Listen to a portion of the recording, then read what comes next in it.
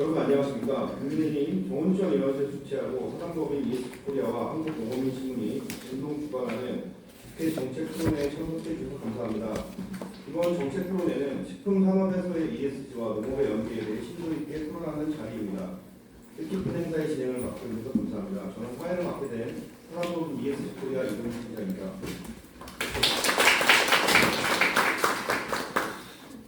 오늘 좀 국회가 부선한데 어려운 시기에 불구하고 어려운 걸음을 해주신 여러분께 진심으로 감사의 인사를 드립니다. 저도 들어올 때 보니까 쉽게 안 들려보내 주시더라고요. 그래서 영상 보여드리고 우여곡절 끝에 들어왔습니다.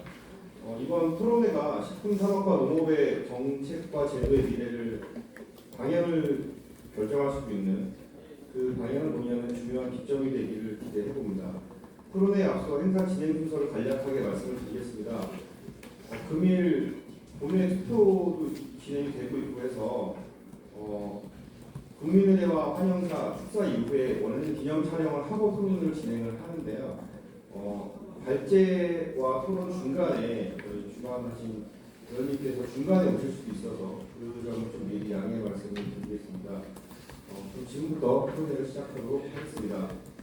먼저 국회에 대한 동의가 있겠습니다. 모두 자리에서 일어나 불편에 있는 국회를 해주시기 바랍니다.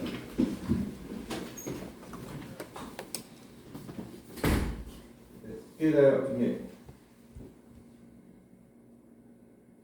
바로 애국가는 생략하도록 하겠습니다. 자리 앉으시기 바랍니다.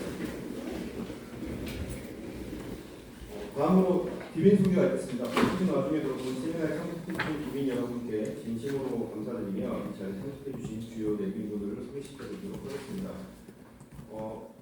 정은천 의원님께서는 차후에 들어오시면 다시 소개를 드리는 걸로 하고요. 공동 주관사인 한국농업민신문사 안영준 상무님 자리해 주셨습니다.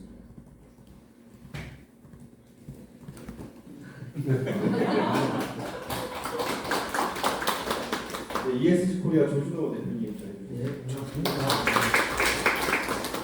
한국후계경영농업경영중앙연합회 이학호 회장님 자리해주셨습니다. 네, 반갑습니다.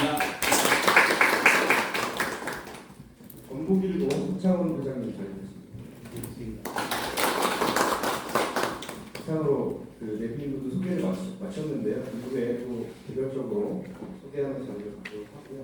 일단 발제자와 토론자를 좀 소개시켜드리도록 하겠습니다. 첫 번째 발제를 해주실 한국농촌경제연구원 박민성 박사님 자리해주셨습니다.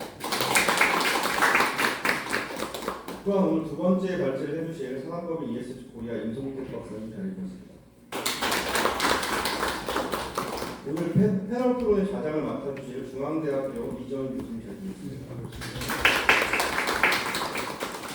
농림축산식품부 강혜영 과장님 토론자로 참석해주셨습니다. 한국후계농업경영중앙연합회 강성필 실장님 토론자로 참석해주셨습니다. 행복중심생명연합회 안진수 회장님 토론자로 참석해주셨습니다. 한국정밀농업연구소 남지락 박사님 토론자로 참석해주셨습니다. 이 자리를 빛내주신 기린 여러분께 다시 한번 감사드립니다. 이어서 환영사가 있겠습니다. 환영사는 저희 정은천 의원님께서 준비해 주셨는데 자리에 앉으신 관계로 화면으로 같이 하는 걸로 하고 일단 인사 말씀을 하도록 하겠습니다. 다음 사단법인 ES코리아 조준호 이사장님의 축사가 있겠습니다. 네, 조준호 이사장님을 큰 박수로 맞이해주십니다. 반갑습니다. 이 자리는 우리 정은천 의원님이 마련해 주셔서 감사하다고 말씀드리고, 사실 이 자리를 준비할 때 이제 서창훈 회장님하고 정은천 의원님하고 의원님 같이 저녁을 하다가 이 농업 관련해서 대단히 중요한 ESG와 연계하는 토론회를 했으면 좋겠다라는 세 분이 이제 의기투합을 해가지고 시작을 해보자 해서 이제 했는데, 우리 한동현 이학호 회장님도 오시고, 그리고 각계 농업 관련한 이 전문가들이 다 오셔서 수에 있어서보다는 내용이 꽉 차고 알찬 자리가 될 것 같습니다. ESG 농업이 굉장히 친숙해 보이면서도 전적으로 떠오르지도 않았고, 그리고 여기에서 중요한 내용들의 시발점이 될 수 있었으면 대단히 좋겠다는 생각이 듭니다. 어쨌든 이 좋은 자리에 참석해 주시고 좋은 내용으로 토론해 주시면 너무도 좋은 결과가 나올 것 같습니다. 감사합니다. 네, 말씀 감사드립니다. 다음은 한국후계농업경영중앙연합회 이학호 회장님께서 축사를 드리겠습니다. 예, 대단히 반갑습니다. 한국연 중앙연합 회장입니다. 먼저 농식품 ESG 식품산업과 농업을 연결하는 주제로 이렇게 정책 토론회를 주최해 주신 국민의힘 정운천 의원님께 먼저 기부 감사의 말씀을 드립니다. 어울려서 본 토론회를 함께 주관해 주신 사람법인 ESG 코리아 조준호 이사님께 특별히 감사의 말씀을 올립니다. 존경하는 여러분, 기업의 ESG 경영은 이제 선택이 아닌 필수가 되었습니다. 모든 산업 분야를 연동하고 기업의 지속 가능성을 담보하는 핵심 가치이자 평가 지표가 되고 있는 것입니다. 기후 위기와 밀접한 관련이 있는 우리 농식품 분야 또한 예외일 수는 없는 것 같습니다. 국내뿐만 아니라 전 세계는 기상 이변으로 인해서 식량 생산의 불균형이 심화되고 있습니다. 또한 코로나19 이후에 주요 국들의 식량 보호주의적 경향이 심화되고 있고, 러시아 우크라이나 전쟁 등으로 식량 산업을 지키는 일이 국가의 미래 경쟁력을 확보하는 지름길이라는 인식이 더욱더 강해지고 있습니다. 이러한 인식 아래에서 식품기업과 농업의 연계가 굉장히 중요한 이슈가 되고 있습니다. 농식품기업의 사회적 역할, 또 ESG 경영 등이 농업 생산 분야와 제대로 연계가 될 때 국내 농업 발전을 예민하고 장기적으로는 기업과 생산자, 또 소비자 모두가 상생하는 모델을 만들어갈 수 있다고 생각합니다. 농업 직접 생산 분야에서는 이미 오래전부터 친환경 농업, 또 자원 순환형 농업, 또 유기농업을 포함해서 다양한 형태로 ESG에서의 추구하는 가치를 실현해 오고 있습니다. 식품업계가 농촌의 일련의 공익 가치들에 초점을 맞추고 기업의 책무와 연계할 수 있는 부분들을 적극적으로 반영해 나갈 수 있도록 정부 차원의 제도적 뒷받침이 함께 이루어진다면 좋은 결과물들이 나올 수 있을 것이라고 확신을 합니다. 모쪼록 오늘 모이신 여러 전문가분들의 치열한 토론을 통해서 농식품 ESG 경영이 제대로 정착이 되고 또 농가 소득 향상 및 농업 농촌의 발전에 기여할 수 있는 소중한 계기가 마련되길 기원합니다. 또 참석하신 모든 분들의 건성을 기원드리면서 인사를 가름하겠습니다. 감사합니다.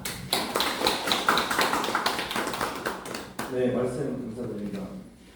다음 분은 저희 원래는 기념 촬영을 하고 이제 발제를 진행하는데요. 발제를 먼저 진행하는 걸로 하겠습니다.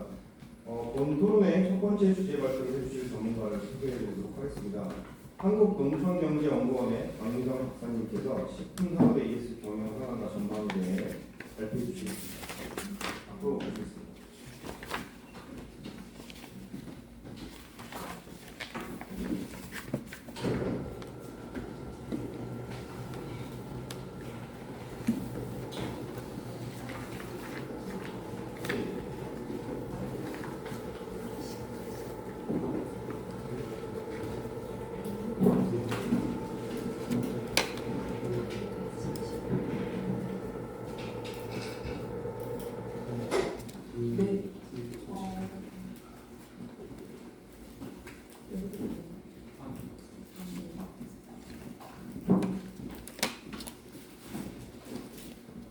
네, 안녕하십니까. 한국농수정지연구원의 박미성입니다. 오늘 제가 발표할 제목은 국내 식품 제조업체 ESG 규정 현황과 정책과 제도 제목을 들고 왔습니다. 오늘 제가 좀 앞으로 좀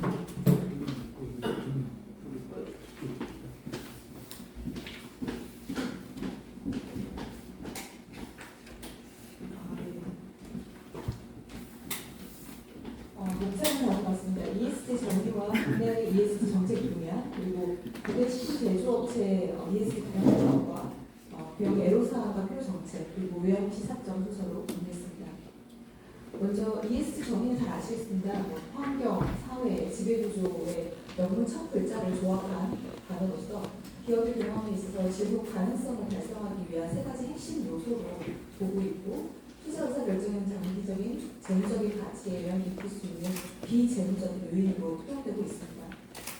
ESG는 사실 유사한 이름들이 많이 있습니다. 보시는 것처럼 CSR, CSM, CSV, RBC 여러 가지 이름들이 있는데 현재는 ESG 통역에서 사용하고 있습니다.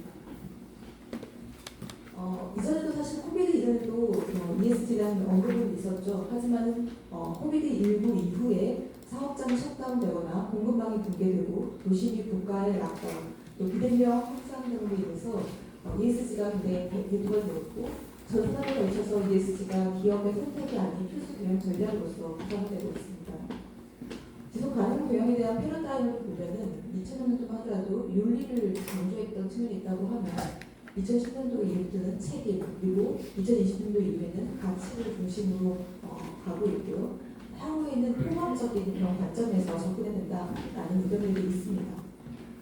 보시는 것처럼 사실 이제 2020년도에 세계적인 자본운용사인 블랙락이 그 투자 의사결정에 있어서 ESG의 중요성을 강조하게 되면서 각국의 연기금들이 다 ESG 교육 공시와 활동을 강조하고 기업의 경영 활동에 대해서 양을 주고 있습니다. 2020년도에 2월 달에는 EU의 공동방식사 의무화 법안이 상정이 되었고 독일은 올해부터 시행하겠다 하였고 EU의 또 공동방식사 의무화법 시행을 앞두고 있기 때문에 국내 중소기업의 부실한 ESG 경영 성과가 혹은 납품을 하고 있는 대기업의 수출 등의 대외거래에 기회가 될 수 있는 요인들이 남아 있습니다. 2020년도 국내에서는 2050 탄소 중립 선언을 이미 하였고 그 이후부터 이제 지속가능 보고서를 의무적으로 의무화시키겠다, 공시 의무시키겠다라고 해서 25년부터는 자산 20억 이상의 2조 원, 자산 2조 원 이상의 업체를 대상으로 먼저 시작이 돼서 30년에는 전 코스피 상장 업체를 대상으로 의무를 공시하게 되어 있습니다. 금융위에서는 현재 지금 국제 ESG 공시 제도에 대한 로드맵을 작성하고 있고요. 4분기 정도에 지금 발표할 계획을 갖고 있습니다. 국내 식품 제조업체 ESG 경영 현황을 보겠습니다. 먼저 조사 결과는 사실 올해 6월 달에 조사가 된 거고 근데 따끈따끈한 조사 결과입니다. 농식품부가 주관해서 지금 유통공사와 함께 저희 연구원에서 기획해가지고 같이 조사가 이루어졌던 거고요. 사실 식품 제조업체는 그 5인 미만의 업체가 80% 이상을 차지하고 있기 때문에 굉장히 영세합니다. 근데 그 업체를 대상으로 다 ESG 조사를 한다는 건 별로 의미가 없기 때문에 사실은 조금 10인 이상 업체를 중심으로 조사가 됐다는 걸 참고로 말씀드리겠습니다. 전반적인 식품 제조업체 전체를 가름하고 있다라고 보기엔 조금 어려움이 있다는 걸 먼저 말씀을 드리고요. 2020년도에 상반기에 해외 수출로나 또 수출을 계획하고 있는 업체들이 약 30% 있었고 그다음에 올해 해외 수출하고 있는 업체, 간접적으로 수출하고 있는 간접 업체한테 납품하고 있는 업체 비중도 약 29% 정도 차지하고 있습니다.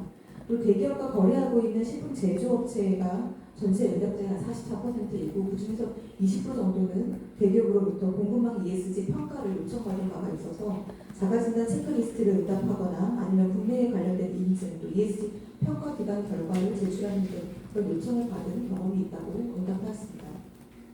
식품 제조업체는 대체로 ESG 규정을 도입한 그 비율이 14.5%로 좀 낮습니다. 근데 소극적이라는 걸 볼 수 있겠고요. 그러니까 10인 이상 업체를 중심으로 조사했음에도 불구하고 약 14.5% 정도만 도입했다라고 응답이 이루어졌습니다.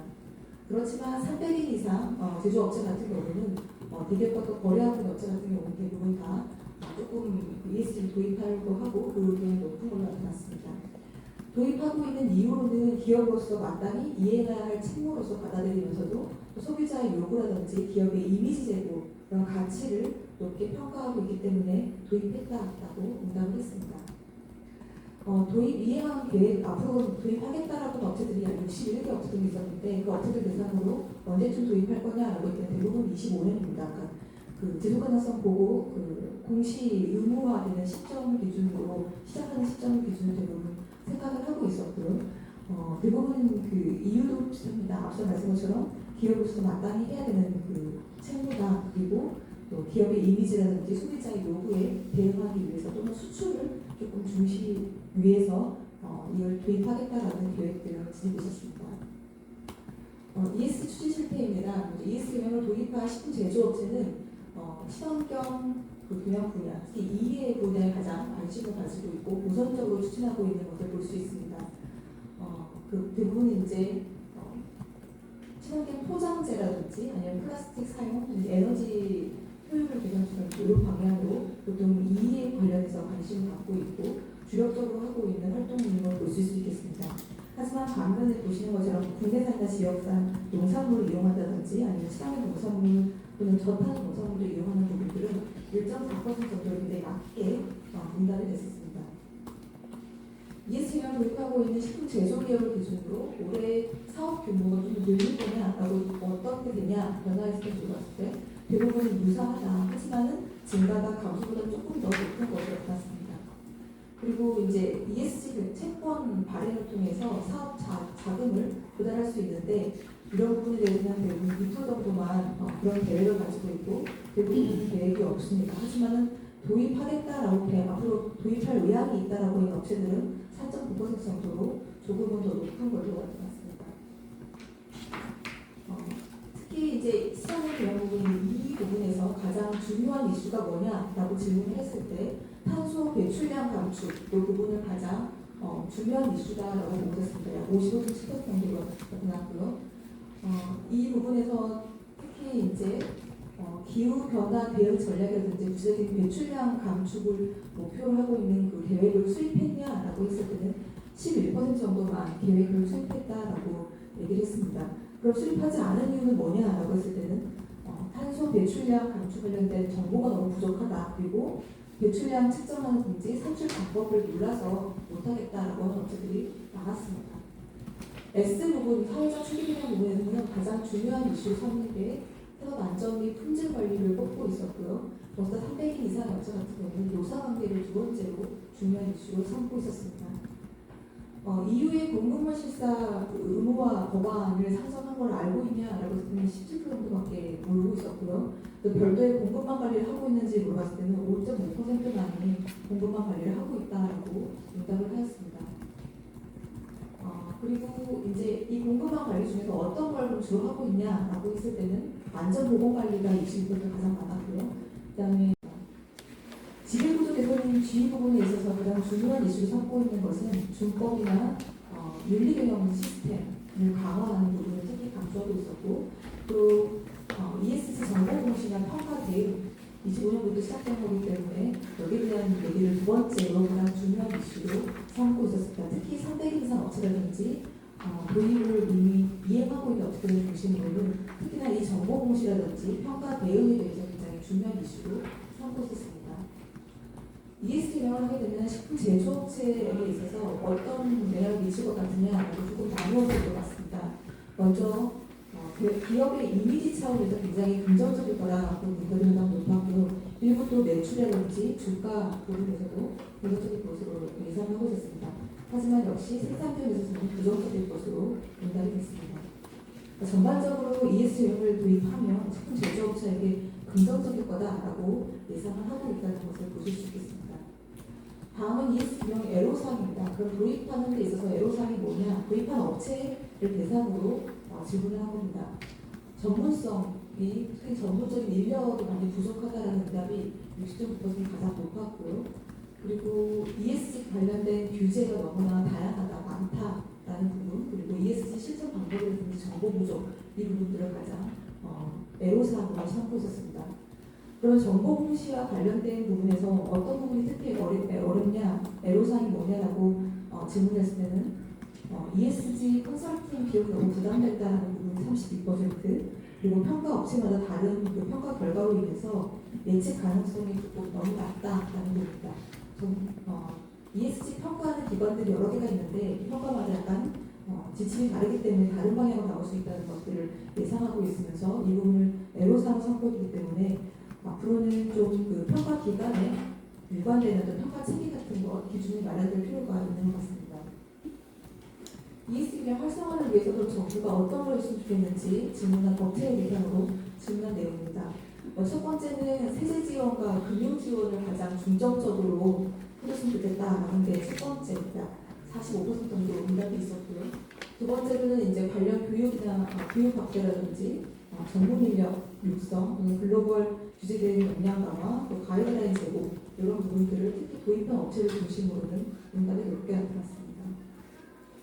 이번에 이제 국내에서 2020년부터 추진하려고 하는 ESG 경영 정보 공시와 관련해서 어떤 부분에 정책이 필요하냐라고 질문했을 때는 온실가스 배출량 산출 및 정보 관리가 32% 가장 높게 나타났고요. 이어서 기업의 사례에 대한 자료나 정보 제공, 그리고 공시 전문 인력 육성 이런 육성과 관련된 기능 지원 이런 부분들을 정책이 필요하다고 응답을 했습니다. 특히 해외 수출 업체라든지 300명 이상의 제조업체 같은 경우는 이 온실가스 배출량 산출하거나 이 정보 관리하는 측면 특히 요구사항이 높게 나타났습니다. 또 대기업 거래하는 업체와 또 향후 3년 이내에 ESG 경영을 도입하는 업체들 중심으로는 공시 전문 인력 육성 관련된 비용 지원을 조금 요구해왔고 요구했습니다. 하지만 이제 도입을 하려고 계획하고 있는 업체들 61개 업체들 대상으로는 공시 대비를 위한 유예기간 조금 더 늦게 했으면 좋겠다라는 의견도 일부 있었습니다. 요약의 시사점입니다. 우선 식품 제조업체는 대체로 ESG 경영 도입이 소극적이고 적극적이지 않다. 하지만 300인 이상 업체, 또 대기업과 거래하는 업체들은 조금 상대적으로는 좀 적극적으로 준비를 하고 있고 대부분은 ESG 경영의 가치 또는 기업의 이미지 제고 측면에서 도입하려고 계획을 하고 있으나 경상당 규모가 좀 작은 업체들 같은 경우에는 거래 업체의 요구에 대응하기 위해서 현실적인 이유 때문에 도입하려고 한다라는 의견이 있었습니다. ESG 공시 의무 또는 ESG 공급망 실사 의무가 본격적으로 추진되면 대기업 협력사의 ESG 관리 요구가 증가할 것으로 예상되기 때문에 중소기업의 자율적인 ESG 경영을 촉진할 수 있고 그런 지원할 수 있는 그런 정책이 좀 필요해 보입니다. 그리고 ESG 중에서 가장 많이 적극적으로 추진하고 있는 부분이 이 부분인데 그 역시도 가장 중요한 이슈 삼고 있는 게 탄소 배출량 감축입니다. 그래서 탄소 배출량 감축을 어떻게 할 건지 방법론적인 측면 그리고 배출량 어떻게 측정하고 산출할 건지에 대한 정보 부족이 역시 예외가 있기 때문에 이런 부분들은 지원 정책이 필요하지 않을까 싶습니다. 해외 금융회사의 ESG 지원 사례를 보면 영국이나 일본 같은 경우에는 금융회사에서 기업의 탄소 배출 감축을 위한 디지털 플랫폼을 구축해서 중소기업을 지원하고 있습니다. 그래서 탄소 배출량 계산을 한다거나 동시 지원에 대한 기업을 대상으로 이 플랫폼을 활용하고 직접 계산할 수 있도록 하는 플랫폼들이 있습니다. 그래서 국내 식품 제조업체의 특성을 고려해서 탄소 배출량을 계산할 수 있고 그런 동시를 지원할 수 있는 정책이 좀 일부 필요하지 않을까 생각을 해보았습니다. 마지막으로 그 ESG 채권 발행을 위한 그 사업 자금 조달 부분은 충분한 홍보가 아직 이루어지지 않은 것 같습니다. 2%밖에 이용하겠다는 의견이 없는 것 같아서 아직 홍보가 잘 좀 안 되고 있다. 그리고 해외 같은 경우는 금융회사에서 굉장히 다양한 그 상품들이 있습니다. 지속가능 연기 대출, 녹색 대출, ESG 채권과 펀드, 보험들 여러 가지 상품들이 나오고 있는데 거기에 반해서 아직 국내는 아직 상품화가 많이 안 되어 있다는 측면이 있습니다. 가장 ESG 경영을 활성화를 위해서 제조업체들이 원하는 거는 세제 지원이나 금융 지원 부분입니다. 그래서 이 부분도 좀 담아야 될 필요가 있다고 보고 있고요. 사실 ESG 인프라 고도화 방안이 작년 12월달에 관계부 창동을 발표가 된 바가 있고 이 내용 안에는 구체적인 내용이 사실 조금 덜 담겨 있긴 한데 온실가스 배출량 산출이라든지 정보 관리 관련된 그런 정책 같은 것도 조금 구체화시켜서 정부가 좀 담고 정부와 민간 부분의 협력을 많이 할 수 있는 그런 방안들이 마련될 필요가 있을 것 같습니다. 예, 이상 발표 마치겠습니다.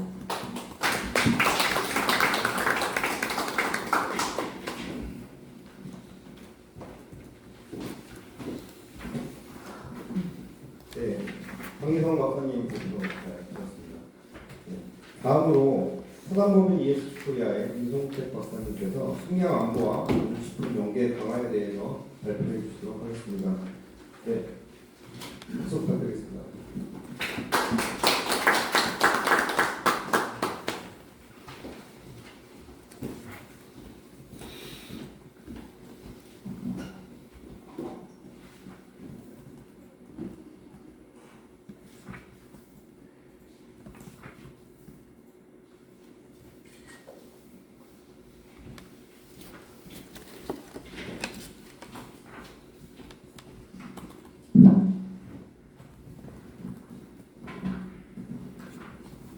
네, 반갑습니다. 식량 안보와 농식품 연계 강화라는 주제로 발표를 맡은 임성태입니다.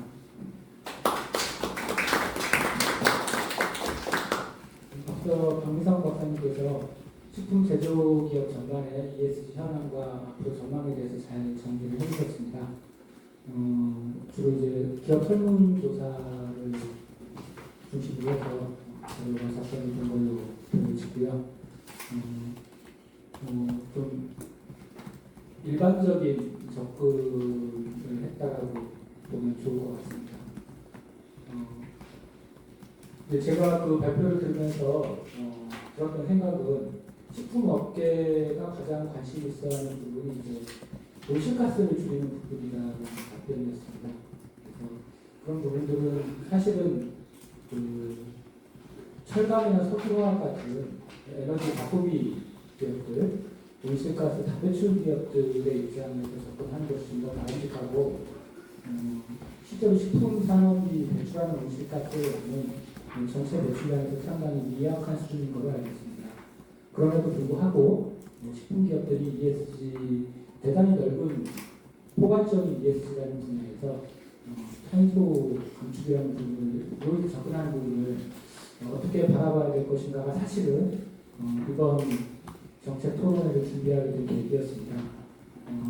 다른 산업과 다르게 식품 산업은 산업부에서 떨어져 나와서 과거 농림부와 결합을 했었는데 농식품부에 속해져 있습니다. 그 이유는 식품 산업이 농업과 가지는 그 특별한 관계, 그 관계성에 초점을 맞췄었기 때문에 산업부에서 농식품부로 떨어져 나와서 새롭게 농식품부로 탄생한 가장 큰 배경이라는 생각이 듭니다. 그렇다고 했을 때 식품 산업이 ESG라고 하는 커다란 가치와 방향을 추구하는 데 있어서 일반적인 온실가스 감축이라는 방식으로 접근하는 것도 물론 타당하겠으나 농업과의 관계, 농업과의 동반 성장, 또 지속 가능한 발전을 위해서 이제 다들 알고 계시겠지만 상대적으로 식품 산업은 좀 더 발전 속도가 빠른 데 비해서 우리나라 농업이 가진 취약성이 아직 해결이 되고 있지 않기 때문에 그런 부분들에 대한 상호 보완적인 요소를 찾아내고 또 ESG 가치를 추구하는 데 있어서 결합시키고자 하는 목적으로 이번 발표를 준비를 하게 되었습니다.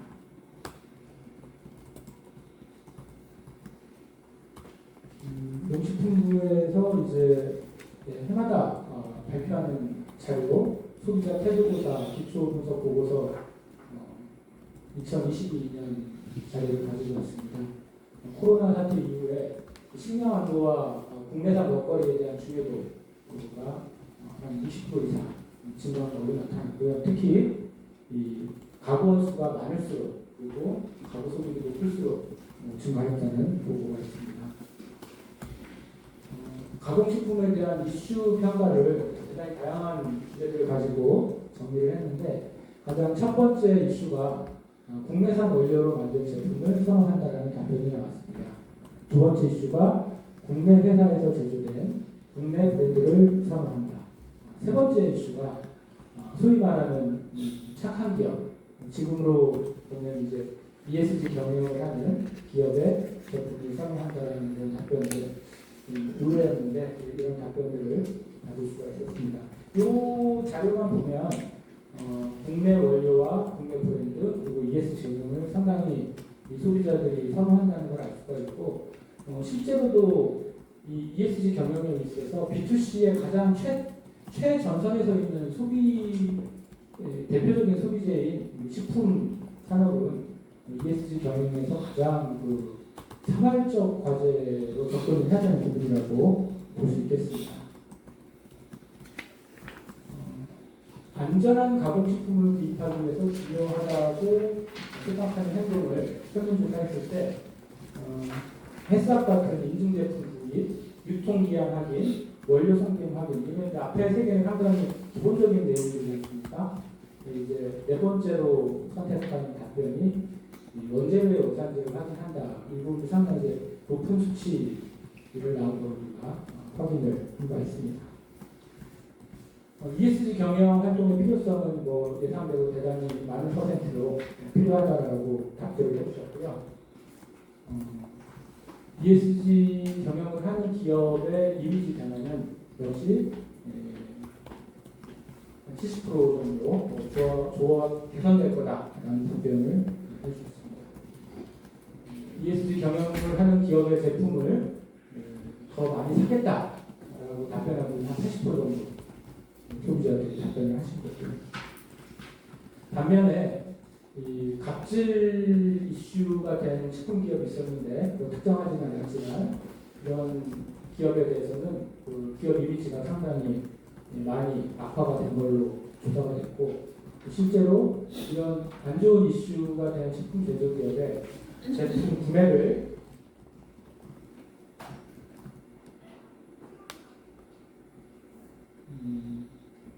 줄인 경험이 있다가 70% 앞으로 더 줄여나가겠다라고 하는 답변이 90% 가까이 나온 바 있습니다. 앞서 발제와 마찬가지로 ESG 경영에 대한 소비자들의 어떤 선호나 가치관은 비교적 뚜렷하게 형성되어 있는 것 같습니다. 코로나 이후 신형 안보 상황이 지속적으로 악화가 현재까지 되고 있는 걸로 보이는데요.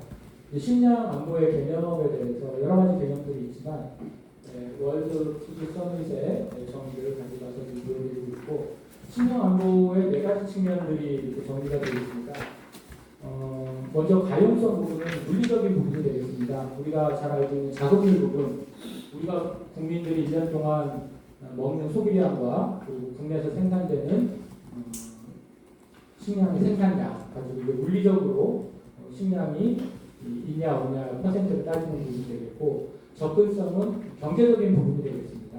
아무리 백화점에 대형마트에 먹을 것이 많아도 가난하면 마음대로 사 먹을 수가 없기 때문에 빈부 격차나 빈곤의 문제를 반영해서 모든 가구와 구성원들이 적정한 식량 자원에 접근할 수 있는 경제적인 부분이 되겠고요. 활용성 부분은 생물학적 측면에서 식량의 영양소를 접근하는 부분이 되겠습니다. 마지막으로 안정성 부분은 위에 이 세 가지 요소, 가용성, 접근성, 활용성이 시간이 지나도 흐지부지 않고 불안정해지지 않고 안정적으로 접근 가능한 것인가라는 부분을 말씀드리겠습니다. 그럼에도 불구하고 이런 식량 안보에서 가장 중요하고 가시적인 영향을 나타내는 부분은 식량 가격 지수가 되겠습니다. 결국은 곡물 가격이 올라갈수록 식량 안보가 나빠지고 그 반대로 성립을 한다고 할 수 있겠습니다. 브레이도 현재 전 세계의 식량 가격 지수는 과거 데이터를 살펴봤을 때 가장 높은 수치를 기록을 하고 있습니다. 지금 현재 자료는 2021년 자료를 보여드리고 있는데 올해 7월달 자료가 식량 가격 지수 124를 기록을 했습니다.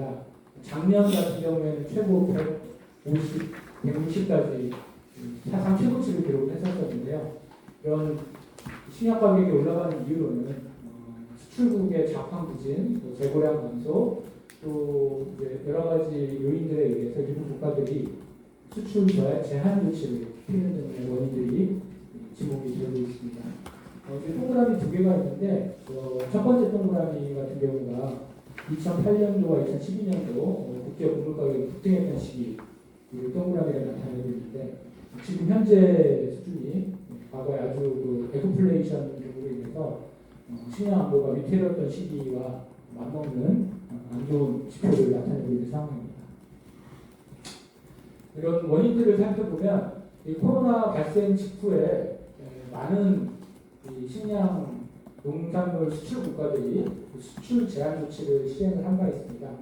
국가 간의 식량 이동을 통제하려는 이 보호무역 기조가 코로나 이후에 전 세계적으로 확산이 되고 있고 보시는 것처럼 베트남이라든지 러시아 같은 나라들이 수출 제한 조치를 취한 바 있습니다. 코로나가 이제 한풀 꺾인 이후에 또 상당히 많은 나라들이 수출 제한 조치를 다시 원위치 시켜서 현재는 그 조치를 취하지 않고 있는 나라들도 많이 있습니다만 그럼에도 불구하고 이런 보호무역주의의 기조는 계속해서 확산되고 있는 것으로 평가되고 있습니다. 보시는 것처럼 국가별 식량 보호주의가 계속 확대되고 있고 미국 같은 경우에 자국 물자를 우선적으로 우대하는 정책을 노골적으로 그리고 보호무역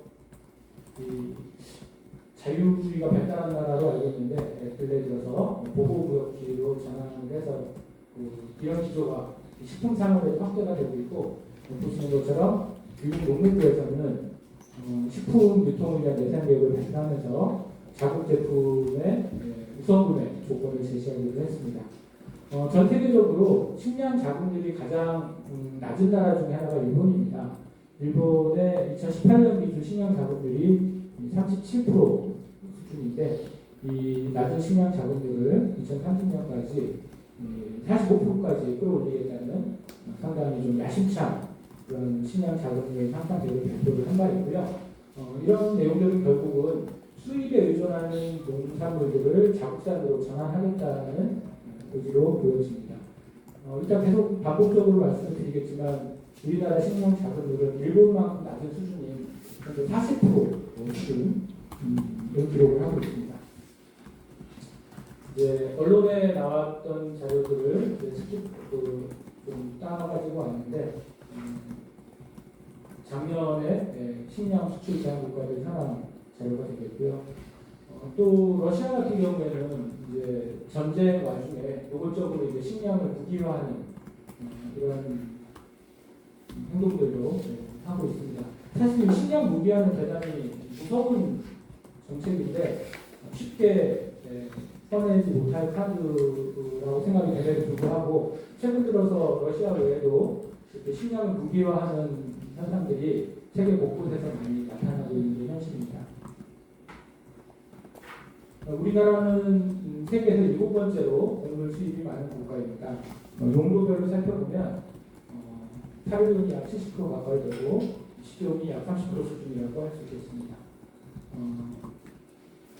식량 자급률은 40.1%, 곡물 자급률은 18.5%에 불과합니다. 곡물 자급률은 사료 작물까지 포함을 했을 때 저 데이터가 나오는 거고요. 여기서 우리가 조금 눈여겨봐야 될 부분은 밀이 되겠습니다. 작년 기준으로 해서 가장 최신 자료를 제가 조사를 했는데 쌀 소비량이 연간 1인당 56.7kg이고요. 1인당 밀가루 소비량은 36kg입니다. 그래서 이제 쌀을 100을 먹으면 우리가 밀가루를 60을 먹는, 60% 이상 먹는 상당히 이제 밀을 많이 먹는 식생활을 하고 있는데 이 밀의 곡물 자급률이 이제 0.7%에 불과한 거죠. 쌀과 다르게. 그래서 이제 우리나라 식량 안보 문제에 집중하고 또 식량 자급률을 좀 더 의미 있게 높이기 위해서는 밀에 대해서 좀 더 우리가 관심을 많이 기울여야 되는 것이 아닌가라는 생각을 하고 있습니다. 우리나라 정부의 2022년도 식량 자급률 목표가 나오고 있는데요. 9.9, 45.2, 8.2. 반면에 실제 상황들은 목표치 대비해 상당히 낮은 것들을 우리가 볼 수 있습니다. 이 식량 자급률과 곡물 자급률 추이를 1970년부터 최근까지 그래프로 정리한 자료가 되겠습니다. 약 50년 전에는 모두 이제 80%가 넘는 수준이었는데 50년이 지난 현재에 있어서 사료작물 포함했을 때는 20%가 채 안 되고 사료작물을 제외한 상태에서도 40%를 겨우 유지하고 있는 이게 모르기는 몰라도 이 추세를 보면 앞으로 좀 더 올라갔으면 하는 바람이 있음에도 불구하고 우리 바람과 다르게 더 떨어질 가능성도 있는 거 아닌가라는 그 우려도 사실은 감추기가 어렵습니다. 식량 자본들의 추세를 1970년부터 최근까지 보여드린 그림이 되겠습니다.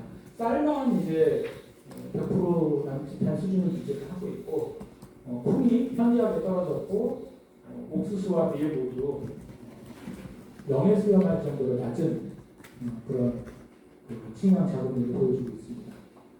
곡물 자본들이 더 나빠지게 되는 거죠. 사료용 곡물을 포함을 하게 되면 아주 낮은 수준의 18.5%라고 하는 식량 곡물 자본들을 보여주고 있습니다. 이런 상황에서 식품 제조업의 이제 원료 소비 현황을 살펴보면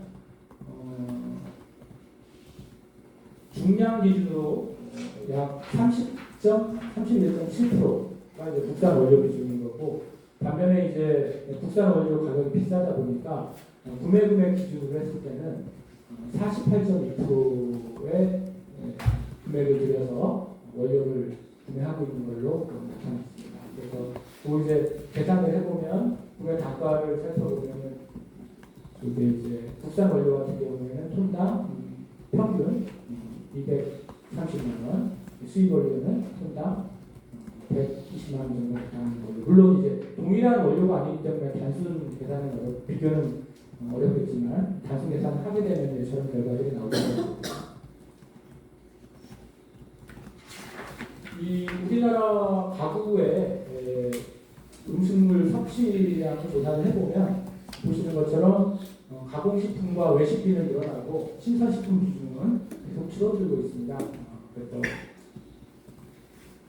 외식비가 2000년 대비해서 42.1%에서 49% 늘어났고 가공식품비도 25%에서 28% 늘어난 데 비해서 이제 신선식품, 농산물을 말할 수 있겠죠. 33%에서 23%로 10% 정도 줄어든 걸 볼 수가 있습니다.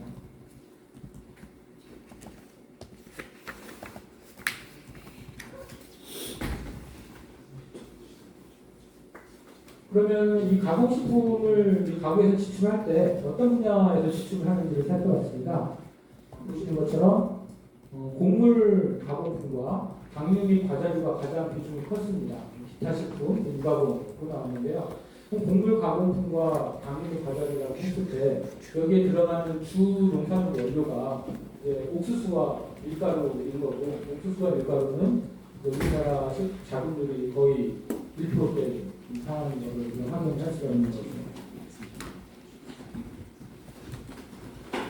그러면은 식품 제조업체들을 규모에 따라서 매출액 1,000억 이상 그리고 120억에서 1,000억 미만 그리고 연매출 120억 미만으로 대기업과 중기업, 소기업으로 나눴을 때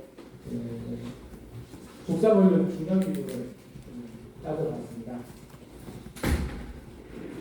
그랬더니 아쉽게도 대기업이 이 국산 원료 중량 비중이 가장 낮은 걸로 나타났습니다.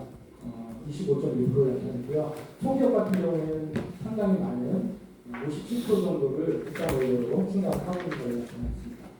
구매 금액 비중도 비슷하게 대기업이 가장 낮은 구매 비중을 나타냈고 그다음 중기업, 소기업. 그래서 이건 뭐 대기업의 잘못이라기보다는 대기업이 가지는 이제 가치 사슬에서 주요 원료 아까 말씀드렸던 옥수수나 밀을 많이 취급하는 기업들이 영세 기업이 아닌 대기업이나 제품 기업들이었기 때문에 나타나는 현상으로 풀이가 되고 있습니다.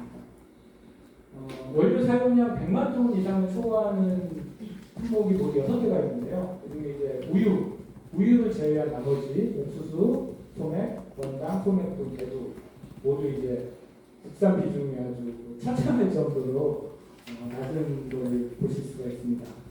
옥수수가 2등을 차지했지만 실제로 소매 밀과 밀가루를 합하게 되면 이 가장 많은 비중을 차지하는 원료가 식품 원료가 이제 밀이라는 걸 우리가 알 수가 있습니다. 밀의 중요성 그래서 우리가 확인을 해보는 자리가 되겠고요. 가장 중요한 이제 원료를 사용하는 이유가 무엇인가에 대한 내용이 있는데 그것도 이제 해마다 조사하는 자료여서 데이터가 조금씩 바뀌기는 합니다만 큰 차이는 없는 걸로 알고 있습니다. 국산 원료를 사용하는 가장 큰 이유는 조달이 유리해서가 첫 번째고요. 소비자가 원해서가 두 번째, 신선한 원료가 필요해서가 세 번째로 조사가 됐습니다. 반면 수입 원료를 사용하는 이유는 무엇인가? 뭐 다들 예상을 하시겠지만 압도적으로 높은 60% 이상의 비중으로 가격이 싸서 두 번째는 국내산은 이제 많은 양을 공급해주지 못해서 세 번째로 국내에서 생산되지 않는 원료라서 등의 자료가 나왔습니다.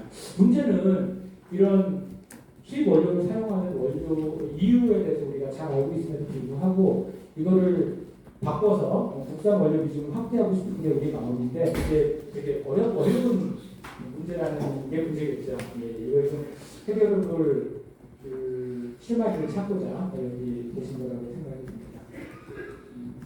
이 부분은 또 민감한 부분일 수도 있는데 국제적으로 원재료 가격이 올랐을 경우에 그 원재료 가격 인상이 국내 제품에 얼마만큼 가격 인상에 영향을 미치는지에 대한 그 식품 물가 파급 영향 계수에 대한 자료가 되겠습니다. 밀 가격이 10% 인상에 올라갔을 경우에 밀가루 제품은 3.8% 올라가는 걸로 조사가 됐고요.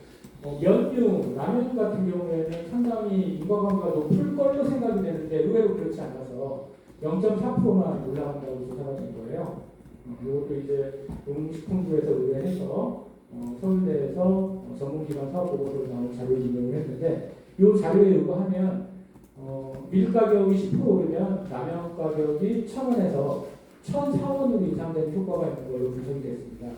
생각하기에 따라서는 생각보다 좀 적게 인과관계가 적은 걸로 나타났다고 해석해볼 수도 있을 것 같습니다. 이 자료도 상당히 중요한 자료인데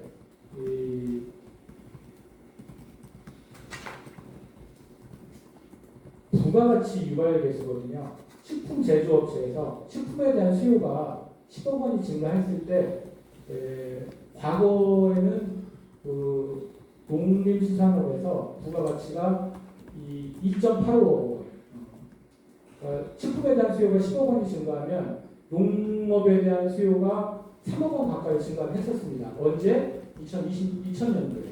근데 이제 20년 지난 이후에는 1.6억 원 정도의 부가가치만 현재 발생을 하고 있다는 거예요. 이 얘기는 무슨 얘기냐면 식품업체가 발달하면 발달할수록 농업도 같이 따라서 발달을 해야 되는데 과거에 비해서 그 결합도가 더 절반 가까이 낮아졌다는 가슴 아픈 결과를 보여주고 있고요.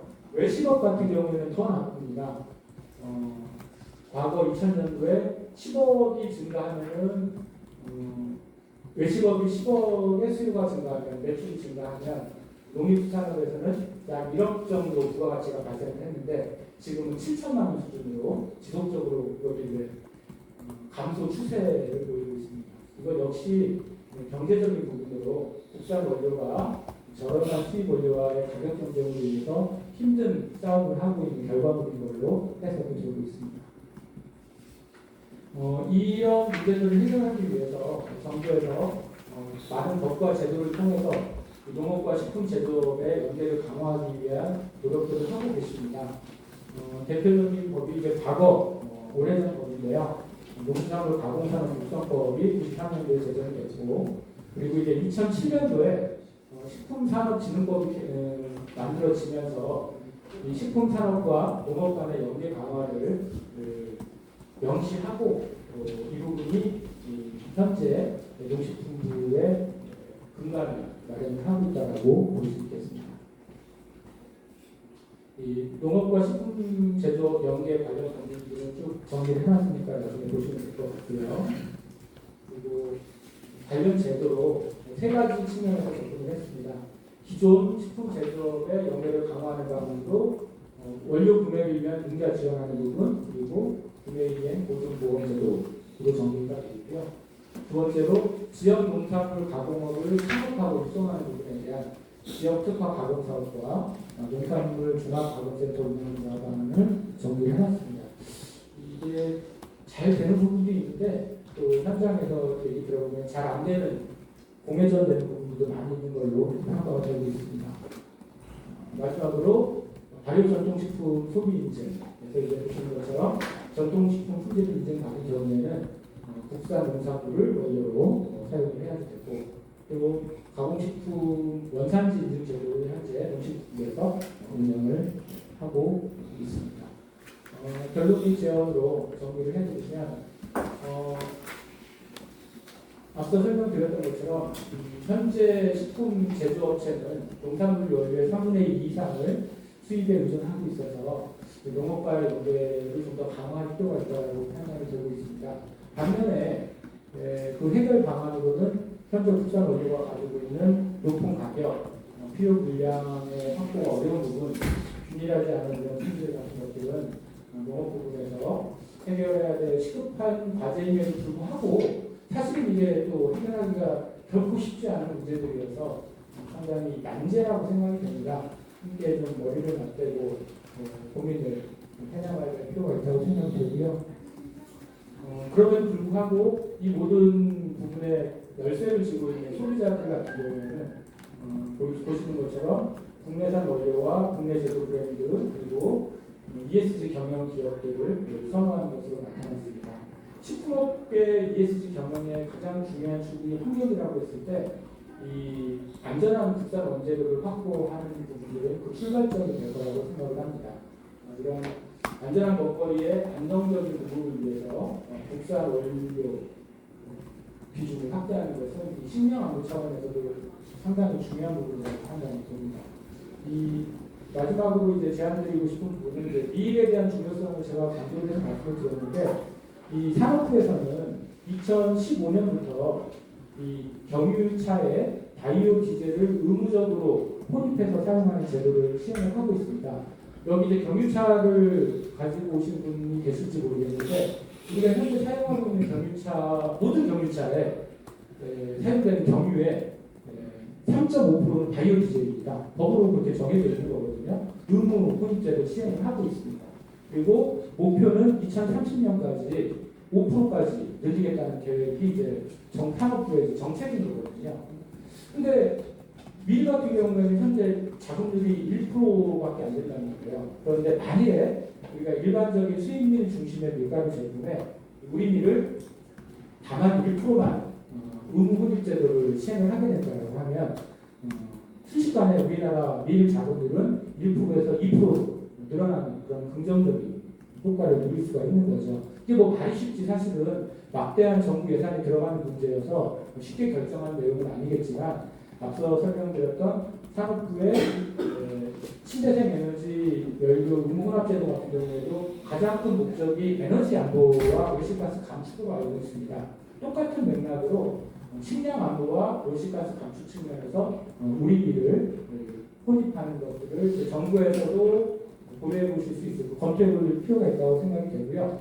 또 하나는 정부의 정책과 상관없이 식품업계가 자발적으로 우리 밀을 혼입해서 사용하는 ESG 경영 차원에서 민간에서도 자발적으로 시행이 가능할 거라고 생각합니다.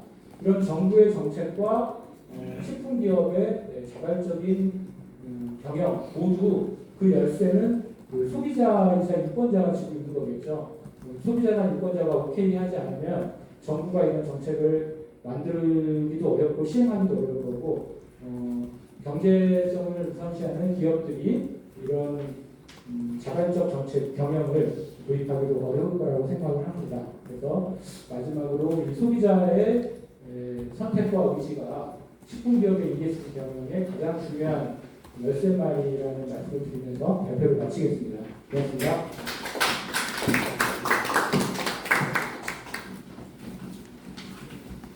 네, 말씀 잘 들었습니다. 바쁘신 와중에도 정원철 의원